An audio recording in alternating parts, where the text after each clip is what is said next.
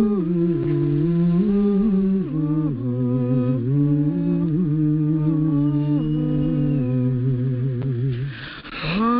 the Sabbath day, holy Sabbath day, happy day of rest. Sing a song of praise to Father Elohim on high, from whose hands we're blessed.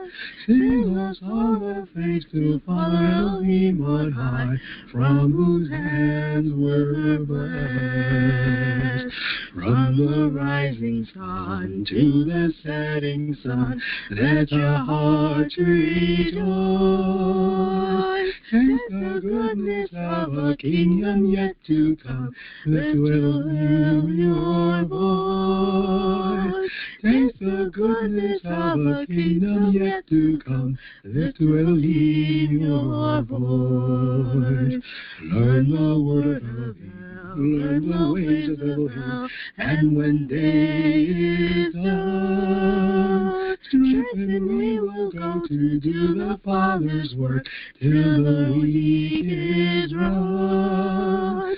Strengthened we will go to do the Father's work till the week is run.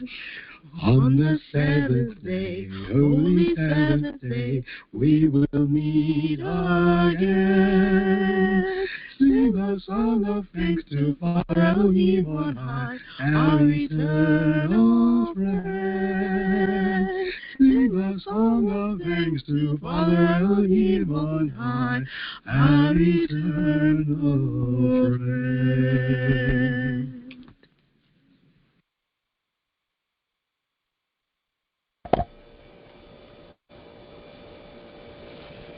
Okay.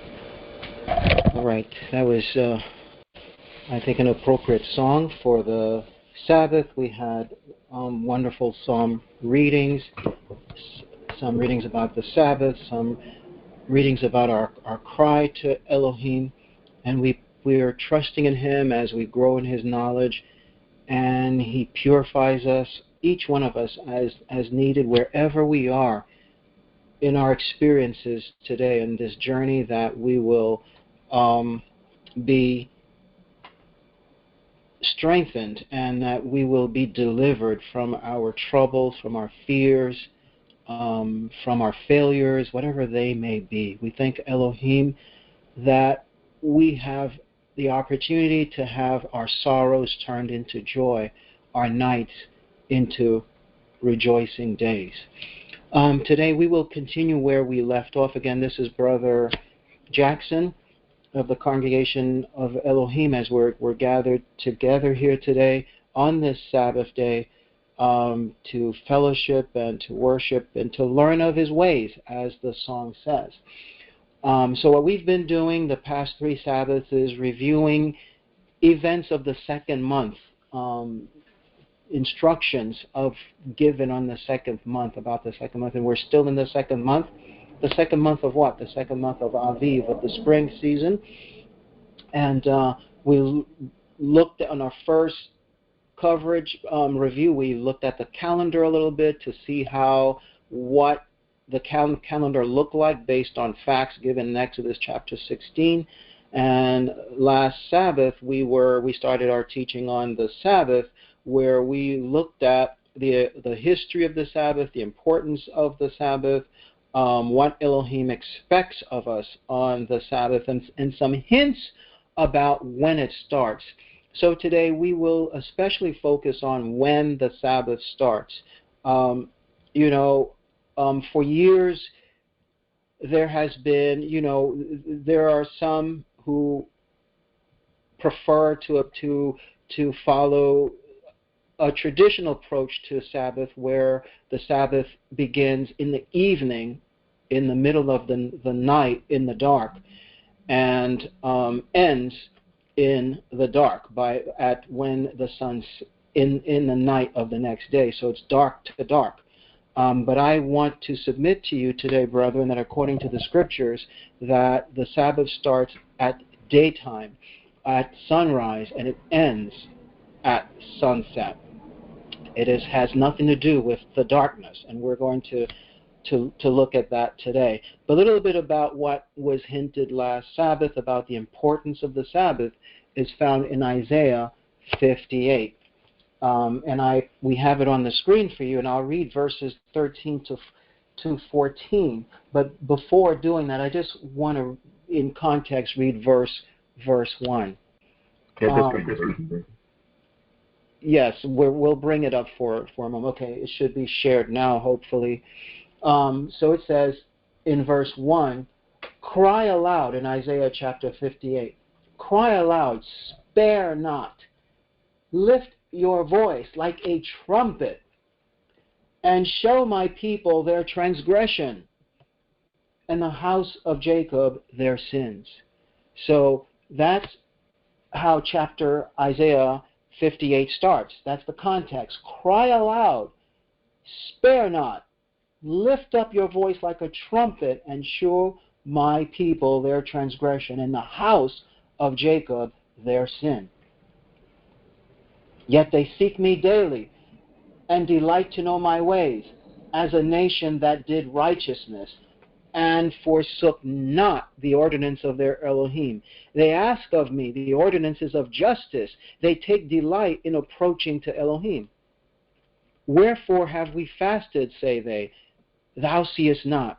Wherefore have we afflicted our soul, and thou takest no knowledge? Behold, in the day of our fast, you find pleasure and exact all your labors. Behold, ye fast for strife and debate, and to smite with the fist of wickedness. Ye shall not fast as you do this day, to make your voice to be heard on high. Is it such a fast that I have chosen, a day for a man to afflict his soul? Is it to bow down his head as a bulrush, and to spread sackcloth and ashes under him? Wilt thou call this a fast, an acceptable day to the Eternal? Is not this the fast that I have chosen, to loose the bands of wickedness, to undo the heavy burdens, and to let the oppressed go free, and that ye break every yoke? Is it not to deal thy bread to the hungry, and that thou bring the poor that are cast out to thy house? When you see the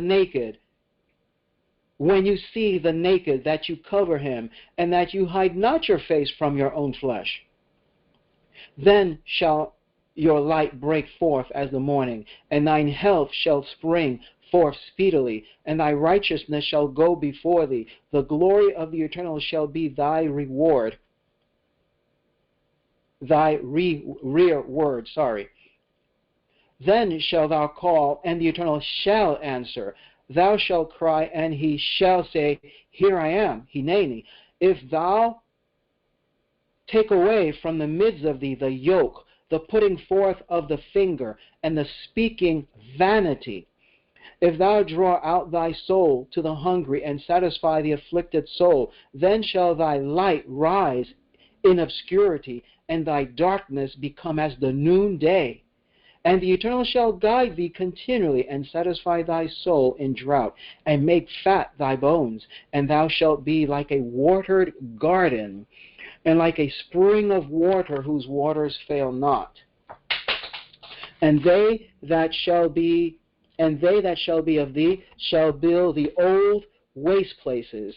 Thou shalt raise up the foundations of many generations, and thou shalt be called the repairer of the breach, the restorer of paths to dwell in. Let me stop here before we continue to verse 13 and 14, which is our point.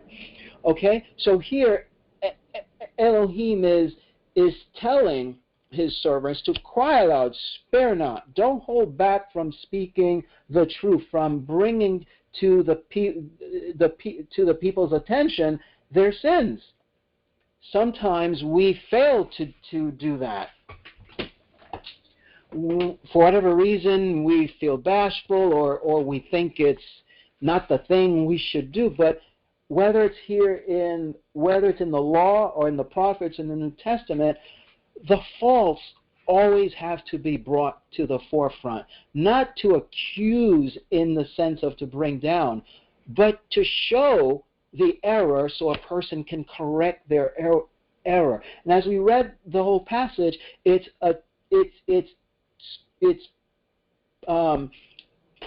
poignantly declaring that the children of Israel needed to repent of several things, and so that they can what? So that they can shine, so that their prayers can be heard.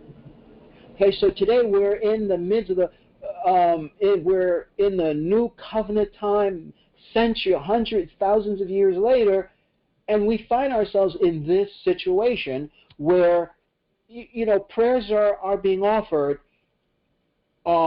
here and there, but there's no really unity of the body, because in the minds of the people, they were we've been taught for years that we could be of a different group, of a different denomination, of a different organization, and somehow we're united.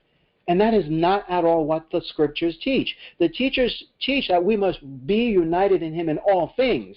We must speak the same thing. If we must be in sequence, do things in concert, in order. We can't, one group can't be doing this and another group is doing that. We don't see that in the scriptures at all. We always see everything is in concert.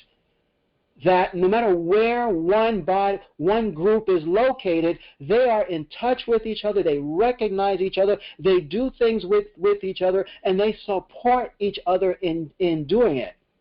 And we, looking at it from hindsight, say they support, but they were not really supporting each other. They were doing more than that. They were united. It wasn't like, oh, I'm going to help this group out there. They didn't see it like that. They regarded themselves as a body, and what one was doing, the other was. Everyone playing their part. And so this is where we are today, and this is the problem that needs to be fixed. And one of the ways we can do this, one of the problems we have are the appointed times. And the Sabbath is a regular appointed time that I'm grateful to Elohim that we're all, most of us are on the same page on.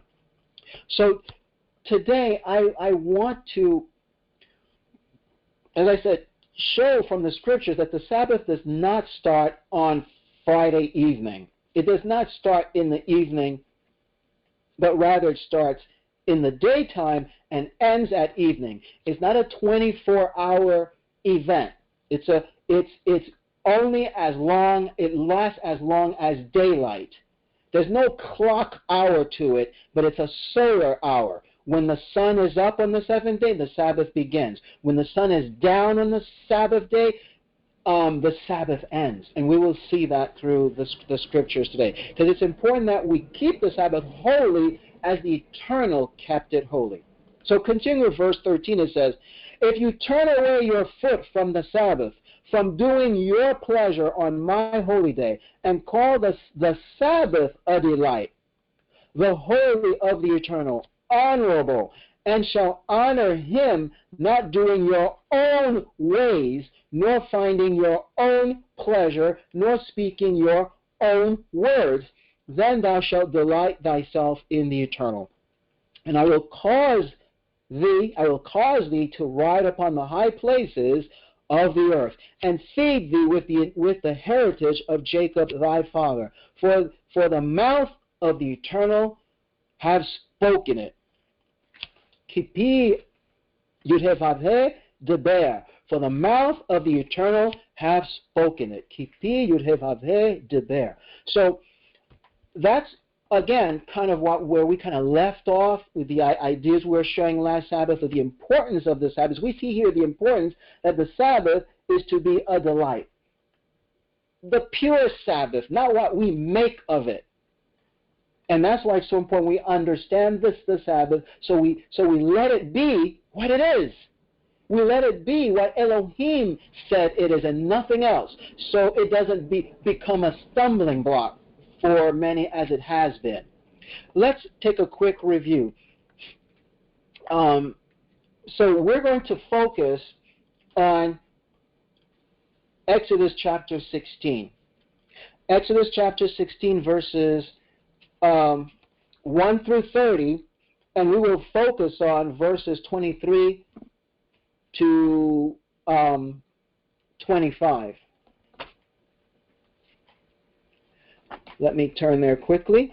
And because this is most likely going to be the closure of this teaching for this month, I will read the entire portion and go through what those particular passages we need to, because this is the closure, so I will read the entire portion of Exodus chapter 16, but our focus will be shown on the screen. But I will start with verse 1.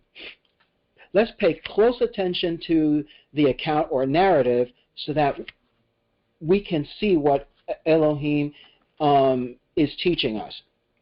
So again it says, "And they took their journey from Elim, and all the congregation of the children of Israel came unto the wilderness of Sin, which is between Elim and Sinai, in the 15th day of the second month after their departing out of the land of Egypt. And the whole congregation of the children of Israel murmured against Moses and Aaron in the wilderness. And the children of Israel said unto them, Would to Elohim we had died at the hand of the Eternal in the land of Egypt, when we sat by the flesh pots, and when we did eat bread to the full, for ye have brought us forth into this wilderness, to kill this whole assembly with hunger. Then said the Eternal unto Moses, Behold, I will rain bread from heaven to you, and the people shall go out and gather a certain rate every day, that I may prove them whether they will walk in my law or no. And it shall come to pass that on the 6th day they shall prepare that which they bring in, and it shall be twice as much as they gather daily. And Moses and Aaron said unto all the children of Israel, At even then ye shall know that the Eternal hath brought you out from the land of Egypt. And in the morning, then ye shall see the glory of the Eternal, for that he hears your murmurings against the Eternal. And what are we, that ye murmur against us? And Moses said, This shall be when the Eternal shall give you in the evening flesh to eat, and in the morning bread to the full, for that the Eternal hears your murmurings, which ye murmur against him. And what are we? Your murmurings are not against us, but against the Eternal. And Moses spake unto Aaron, Say unto all the congregation of the children of Israel, Come near before the Eternal, for he hath heard your murmurings. And it came to pass, as Aaron spake unto the whole congregation of the children of Israel, that they looked toward the wilderness, and behold, the glory of the Eternal appeared in the cloud. And the Eternal spake unto Moses, saying, I have heard the murmurings of the children of Israel. Speak unto them, saying, At evening you shall eat flesh, and in the morning you shall be filled with bread, and you shall know that I am the Eternal, your Elohim. And it came to pass that at even the quails came up and covered the camp, and in the morning the dew lay upon the host, about the host. And when the dew that lay was gone up, behold, upon the face of the wilderness there lay a small round thing, as small as the hoarfrost, on the ground. Verse 15. And when the children of Israel saw it, they said one to another, It is manna, for they wist not what it was. And Moses said unto them, This is the bread the Eternal hath given you to eat. This is the thing which the Eternal hath commanded. Gather of it every man according to his eating, and omer for every man according to the number of your persons. Take to every man for them which are in his tent. And the children of Israel did so, and gathered some more and some less. And when they did meet it with an omer, he that gathered much had nothing over, and he that gathered little had no lack. They gathered every man according to his eating. And Moses said, Let no man leave it till the morning. Notwithstanding, they hearkened not unto Moses, but some of them left of it until the morning, and they bred worms and stank. And Moses was wroth with them, and they gathered it every morning, every man according to his eating. And when the sun waxed hot, it melted. And it came to pass that on the 6th day they gathered twice as much, 2 omers for one man. And all the rulers of the congregation came and told Moses. And he said unto them, This is that which the Eternal hath said, Tomorrow is the rest of the holy Sabbath unto the Eternal. Bake that which ye will bake today, and seethe that ye will seethe, and that which remains over lay up for you to be kept until morning. And they laid it up till the morning, as Moses bade. and it did not smell, neither was there any worm in it. And Moses said, Eat that today, for today is a Sabbath unto the Eternal. Today you shall not find it in the field. 6 days you shall gather it, but on the 7th day, which is the Sabbath, in it there shall be none. And it came to pass that there went out some of the people on the 7th day for to gather, and they found none. And the Eternal said unto Moses, How long refuse ye to keep my commandments and my laws? See, for that the Eternal hath given you the Sabbath, therefore he giveth you on the 6th day the bread of 2 days. Abide ye every man in his place, let no man go out of his place on the 7th day. So the people rested on the 7th day, and the house of Israel called, and name thereof manna, and it was like coriander seed, white, and the taste of it was like wafers made with honey. And Moses said, This is the command, this is the thing which the Eternal commandeth. Fill an omer on it to be kept for your generations, that they may see the bread wherewith I have fed you in the wilderness, when I brought you forth from the land of Egypt. And Moses said unto Aaron, Take a pot, and put an omer full of manna therein, and lay it up before the Eternal to be kept for you, your generations, as the Eternal commanded Moses. So Aaron laid it up before the testimony to be kept, and the children of Israel did eat manna 40 years until they came to the land inhabited. They did eat manna until they came unto the borders of the land of Canaan. Now an omer is the 10th part of an ephah. Okay, thank you for enduring my reading here. Now let's review.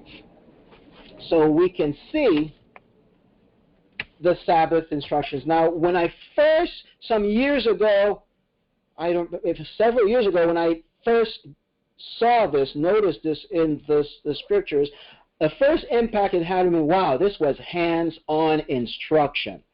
Hands-on instruction on how to keep the Sabbath. As mentioned last Sabbath, the Eternal in Genesis chapter 2, the account of the Sabbath there is not a command to keep the Sabbath, but actually the history of the Sabbath. The first command to keep the Sabbath is actually here in Exodus chapter 16. That's the first. This will be the children of Israel's first occurrence of actually where they're first told to officially observe the Sabbath. So let's focus on our verse, on our target portions, which is 23 to 30. So we know the story. I don't need to repeat the whole thing. We see that Elohim told them that he would do 2 things for them in terms of feeding them.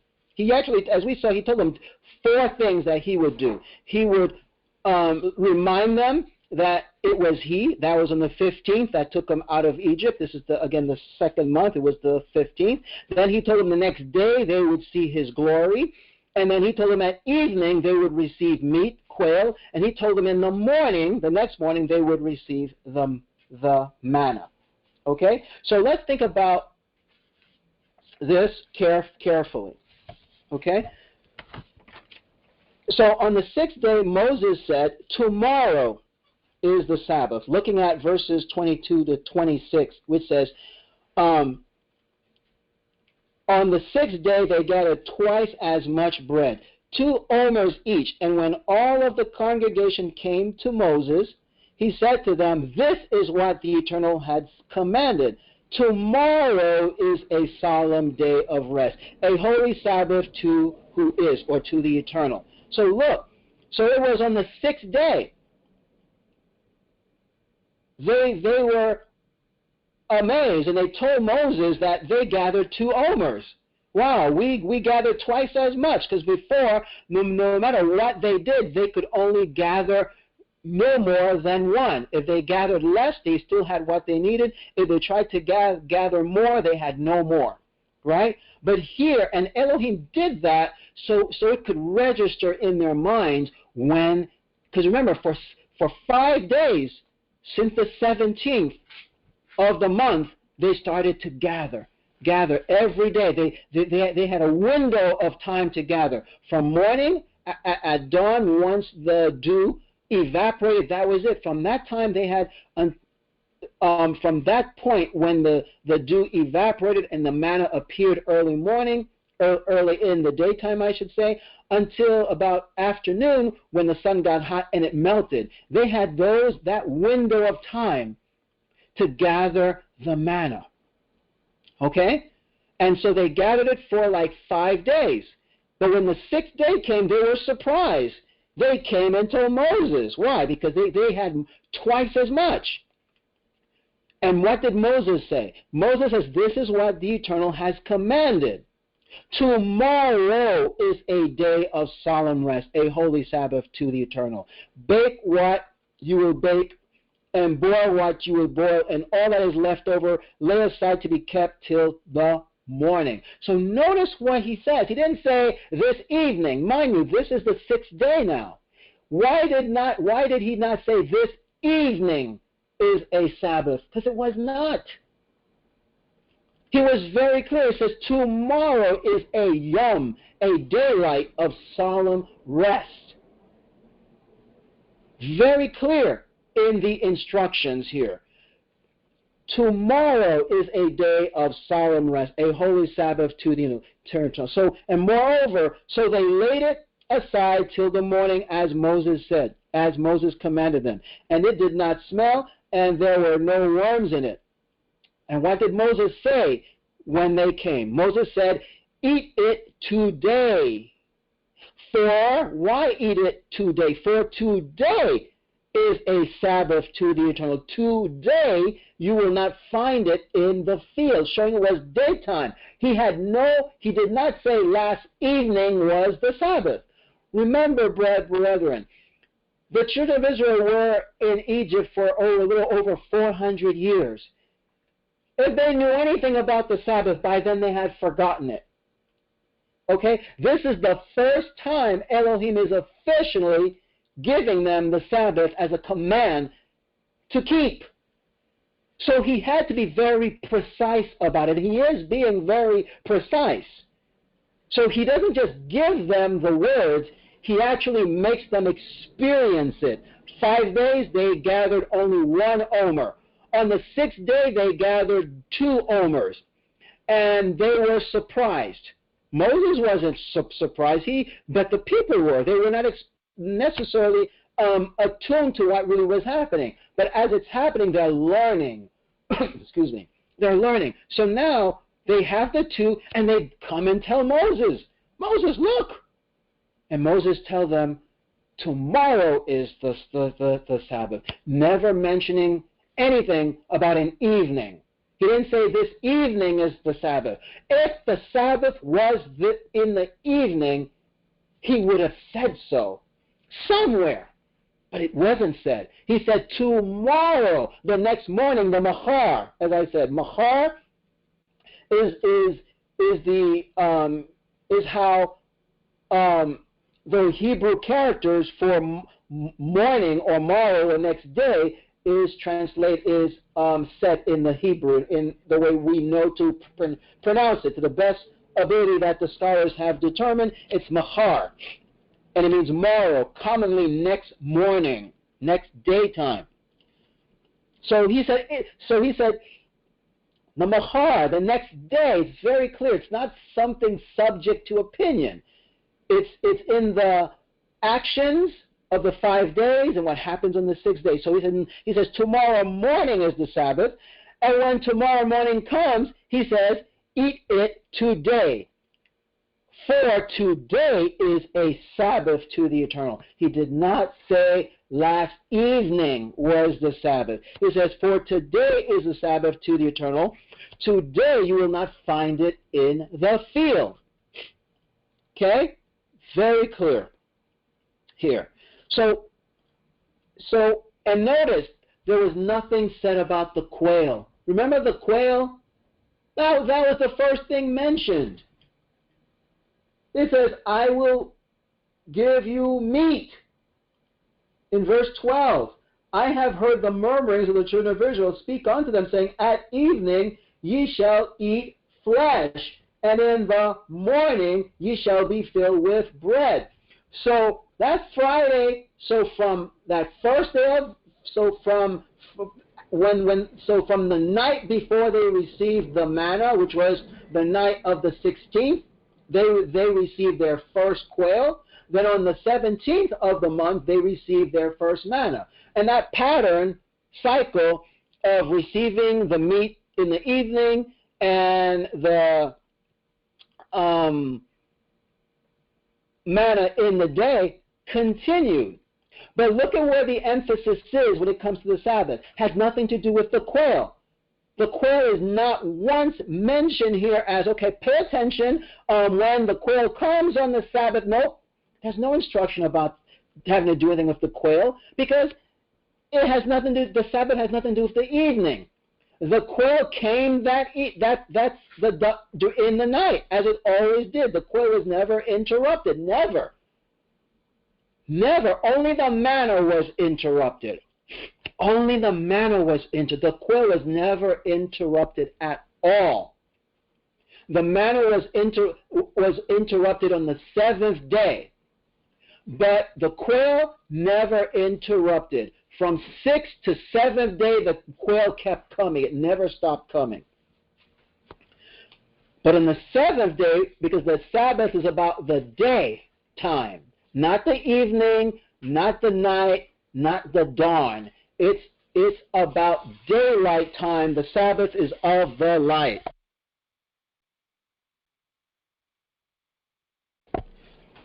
Okay? So the Eternal is not the author of confusion. If he wanted them to start the Sabbath at evening, he would have specified that the 7th or 6th, really the 6th evening, was the Sabbath.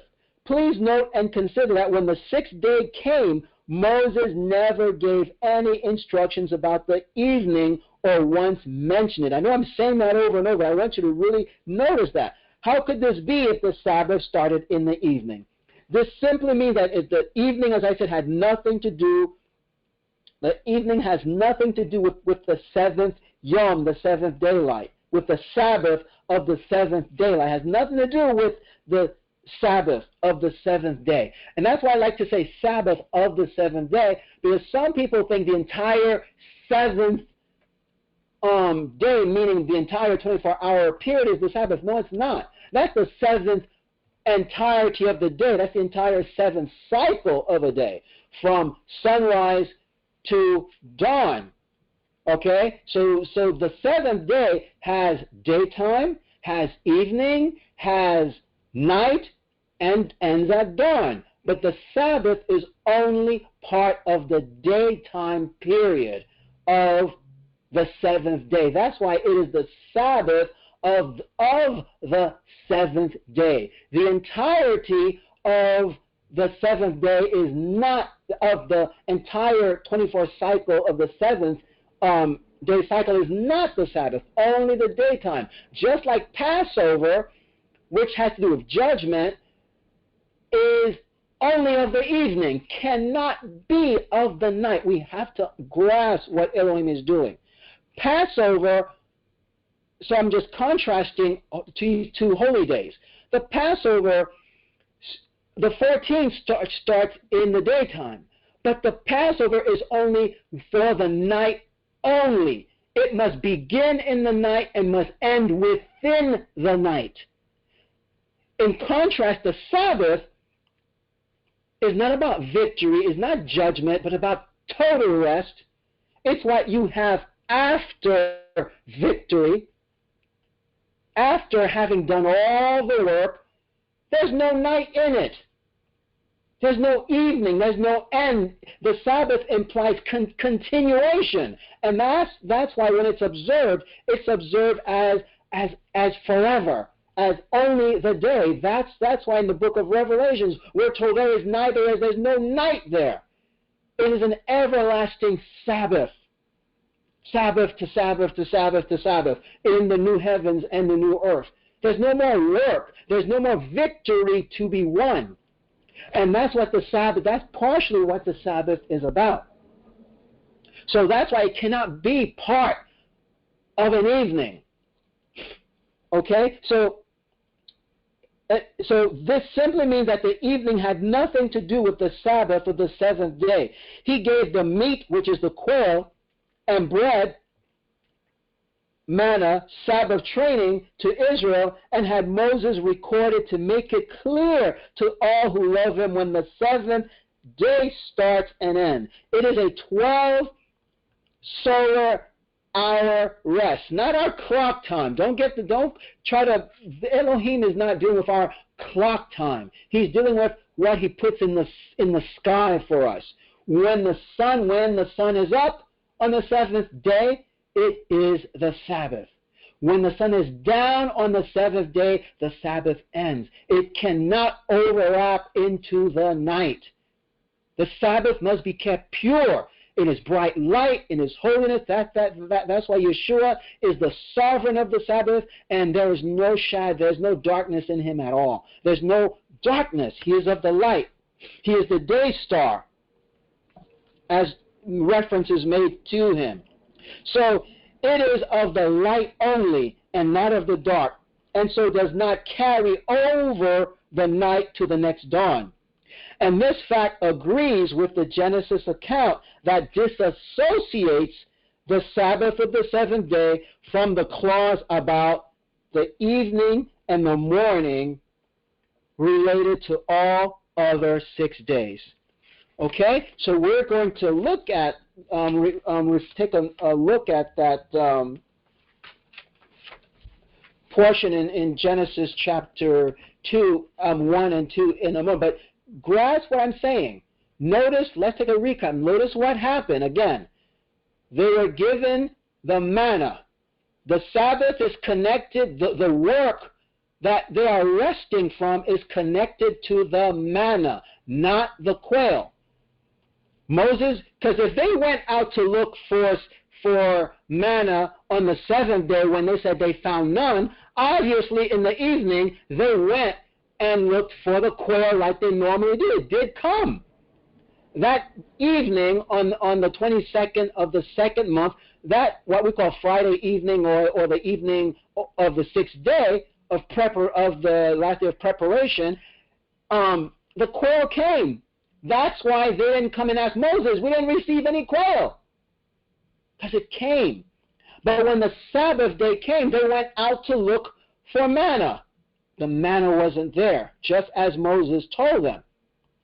So you see, when that Friday came, the quail came as usual, and there was no restrictions, no commandments about the quail or the evening at all. The Sabbath command is strictly about daytime. The quails came in the day, and they were told that on the seventh day they would not have any. And notice what it says. Let me go back to Exodus. Oh, I'm still there. Exodus, what it says there. Think about Sabbath observance, that first Sabbath observance. Let's see what it says there.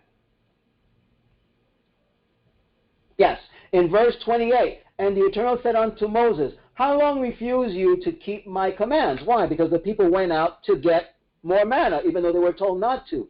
There were none. It is, see, for that the Eternal hath given you the Sabbath. Therefore he gives you on the sixth day the bread of 2 days. Abide you everyone in your place. Let no man go out of his place on the seventh day. So in the time of Moses, at least at this point in time, when the Sabbath came, no one went to venture anywhere. They were in their tents or about whatever it is. I'm not sure they were constrained into inside their tents, but they could not go and venture and do things. They were to stay in their immediate area. And remember, this was an organized group. The tent of meeting was in a specific place, a central place, and all around them, the 12 tribes were specifically and properly and orderly positioned to camp in specific ways. And among every camp, there were Levites to serve the people. And of course, the priest in the Mishkan, in the tabernacle. So that's what you have to envision here. It's not something chaotic. It's very organized, orderly, and the people on the Sabbath day did not venture. They rested, and the glory would appear and commune with Moses, and whoever else was involved, the priests, the judges, would dispense the word of the eternal to the people. So that's the Exodus account. So let's quickly end with going back. Let's close this by going back to Genesis chapter 1 and 2. I don't have that reference there, but quickly turn to your Bible so you could follow with me as I close with Genesis 1 and 2.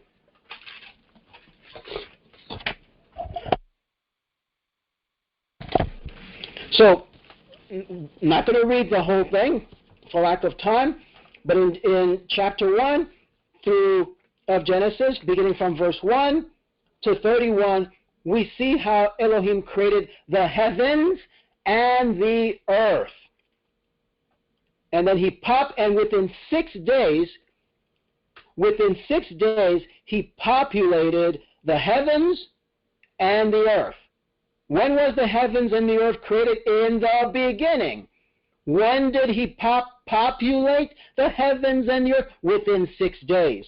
And Genesis 1 through 31 gives us the account of how he populated the heavens and the earth. What I want to focus on is look at verses 1 at the end of each work that was done from verse 1. It says here, I'll read just verse 1 to 3 first. It says, in the beginning Elohim created the heavens and the earth. And the earth was without form and void, and darkness, Hoshek, was upon the face of the deep. And the Spirit of Elohim moved upon the face of the waters. And Elohim said, let there be light, or light, and there was light, there was or. That was the first thing Elohim did for the earth. He said, let there be light. And there was light. And we know the account, right? And verse 4, and Elohim saw the light that it was good, and Elohim divided the light from the darkness, the or from the Hoshek, and Elohim called the light, the or,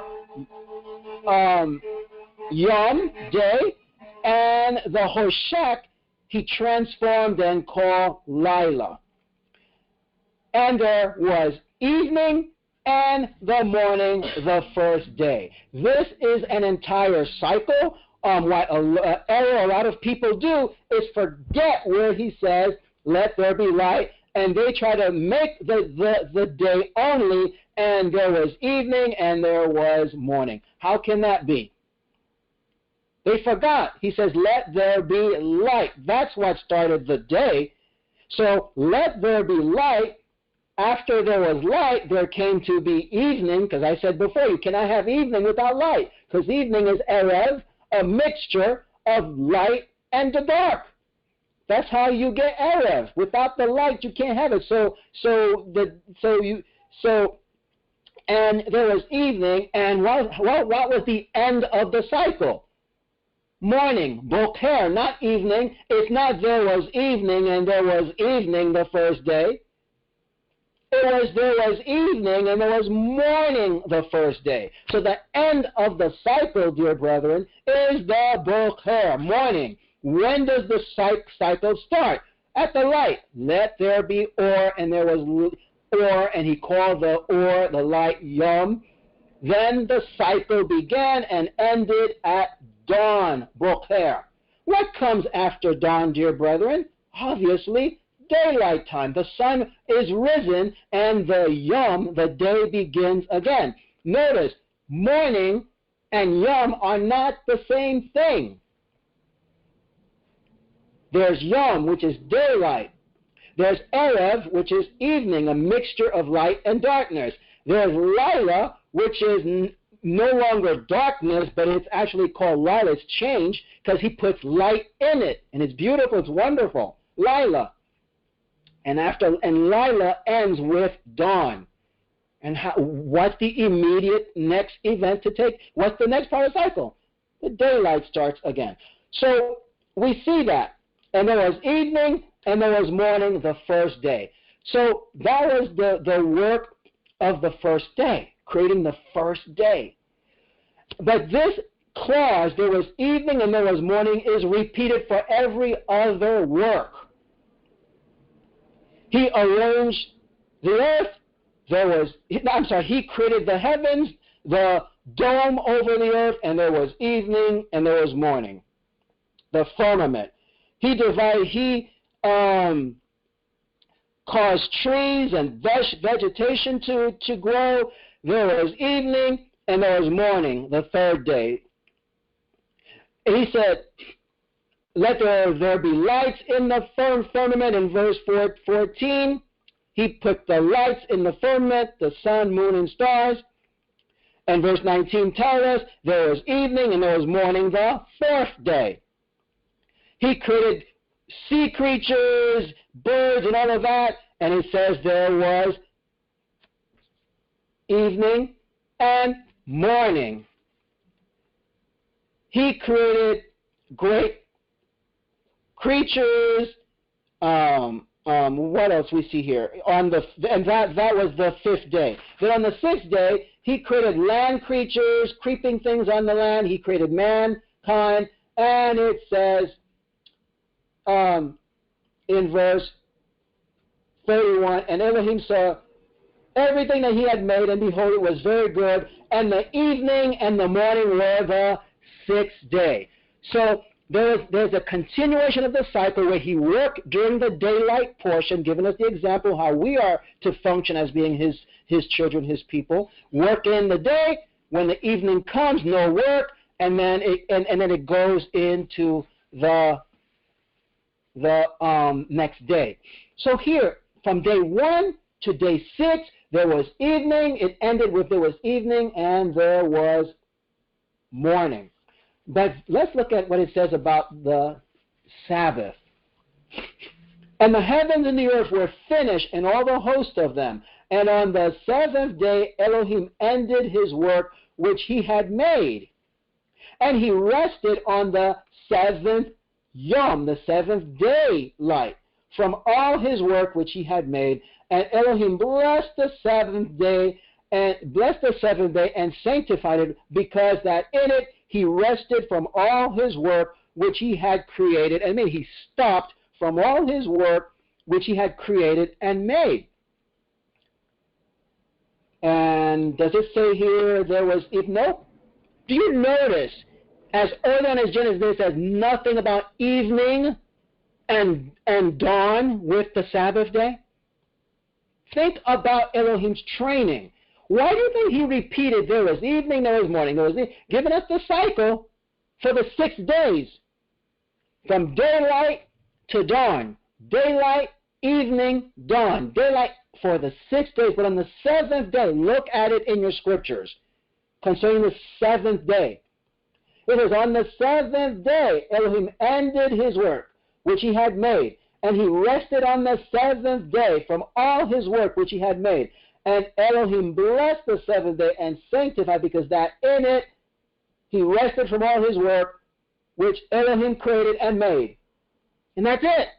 Nothing about evening, nothing about night, nothing about dawn. Because even in the history of the Sabbath here, it was never connected with darkness at all. Because in the evening there's darkness. At night there's lots of darkness. At dawn there's darkness. But in the daylight there's only light. And the Sabbath is only of the light. So the Sabbath is to be observed and kept holy for its intended purpose of being a time of light. A time that represents the future to come of no darkness at all. And it's marked by the sun, not by our man-made clocks. When the sun rises on the seventh, after dawn, on the seventh day, the seventh day of the Sabbath of the seventh day begins. And that Sabbath of rest ends when the sun sets. So I thank you, brethren, for listening to this. And it is very important that we keep in mind what was said in Jeremiah 58. That we need to, if you know this to be true, don't be shy to teach it, to tell the brethren that you know about this. Because it is important that we keep the Sabbath holy, that we don't add to it or subtract from it. Elohim knows what the Sabbath is all about. It's not what people think it's about. When I was involved in some Protestant groups and other groups, the Sabbath was this time that they made it restricted. I couldn't even listen to Christian music. I was playing Christian music, scriptural music. And a relative of mine who was keeping the Sabbath in the traditional way from a Protestant organization said to me, "Oh, the Sabbath, you're not supposed to do this, you're not supposed to do that." I said, I'm worshiping Elohim on the Sabbath. I'm listening to things that edify my soul. But no, because according to the Protestant teachings he got, you're not supposed to do that. There's a time where you're silent as a mouse. You know, you don't do anything. You spend all day in quote-unquote church. They tire themselves out. By the time the night comes, they're exhausted. No time did they rest. Because they're here from one activity to the next on the seventh day. What did you see in Exodus chapter 16? Let no man come from his place. And portions where Brother Akosa was reading in Jeremiah tells of bringing no burdens. It was implying it's a time of physical rest too, not just spiritual. We're a whole being. We're a whole being. We're of the body. We're of the mind, of the flesh. And all of these things are made subject to the Spirit of Elohim. So the body must get its rest too. And that's Elohim designed the Sabbath day for that. So it's not a time to run from service to service to service. I've seen people do that, and it bore no fruit. Sometimes what they ended up doing, by that doctrine, is sometimes they would go against their conscience and buy on the Sabbath day because they did not allow themselves enough time to prepare. Okay? But if they understood that the Sabbath, you have the entirety of the sixth day. That's your last moment to prepare from the Sabbath. Okay? That's your last. It's the last day to prepare. It's not the only day for the preparation. You could check it out, and even in Hebraic history, preparation of the Sabbath started at least by Wednesday. By Wednesday, they usually started preparing from the first day of the week. From the time the Sabbath ends, they're starting to prepare for it. But at least by Wednesday, you start preparing for Sabbath, so that when the sixth day comes, you're not scrambling. You're ready. Because you've remembered the Sabbath day to keep it holy, and at least from the middle of the week, you started your preparations. Okay, so that's the message. So we have to share this, and again, this is a message, a teaching, I'm going to say honestly, unique to the congregation of Elohim, because Elohim will reveal these things to his congregation. Okay, and that's why it's important we try to share this with other people so they can hear. Because when we add to the Sabbath, saying Friday night is the Sabbath and all of that, that's adding to the scriptures, and we're connecting the Sabbath, which is with darkness, and it has nothing to do with the darknesses of the day. Okay, so that's important. I guess that's all I have to say. So thank you for listening. If you have any questions, let me know. Thank you.